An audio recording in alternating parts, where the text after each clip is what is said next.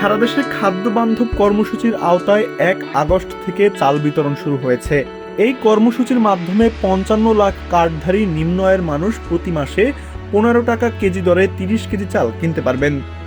বছরের মোট ৬ মাস আগস্ট, সেপ্টেম্বর, অক্টোবর, নভেম্বর, মার্চ ও এপ্রিল এই সুবিধা দেওয়া হবে।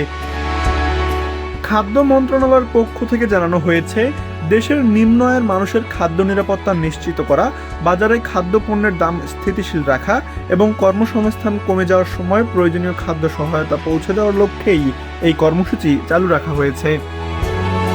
সোমবার খাদ্য মন্ত্রণালয়ের জনসংযোগ কর্মকর্তা ইমদাদ ইসলাম স্বাক্ষরিত এক সংবাদ বিজ্ঞপ্তিতে এসব তথ্য জানানো হয়। বিজ্ঞপ্তি অনুযায়ী অপুষ্টি কমানো এবং বিশেষ করে নারী ও শিশুদের পুষ্টির উন্নয়নের জন্য ২৪৮টি উপজেলায় প্রায় ২৫,২৯,০০০ মানুষকে পুষ্টি চাল দেওয়া হচ্ছে। পাশাপাশি ২৪৭টি উপজেলায় আরও ২৯,৭১,০০০ উপকারীদের মধ্যে সাধারণ চাল বিতরণ করা হচ্ছে। এছাড়া ওএমএস কর্মসূচির আওতায় দেশের ১,১০৮টি কেন্দ্র বা ট্রাকের মাধ্যমে নিয়মিত চাল ও আটা বিক্রি অব্যাহত রয়েছে। খাদ্য মন্ত্রণালয় আরও জানিয়েছে, বর্তমানে দেশে খাদ্যশস্যের মজুদ অতীতের যে কোনো সময়ের তুলনায় বেশি। একই সঙ্গে খাদ্যশস্য সংগ্রহ কার্যক্রমও চলমান রয়েছে। ২ আগস্ট ২০২৬ পর্যন্ত দেশে মোট খাদ্য মজুদের পরিমাণ দাঁড়িয়েছে ২৩,৪৯,৩৮৫ মেট্রিক টন।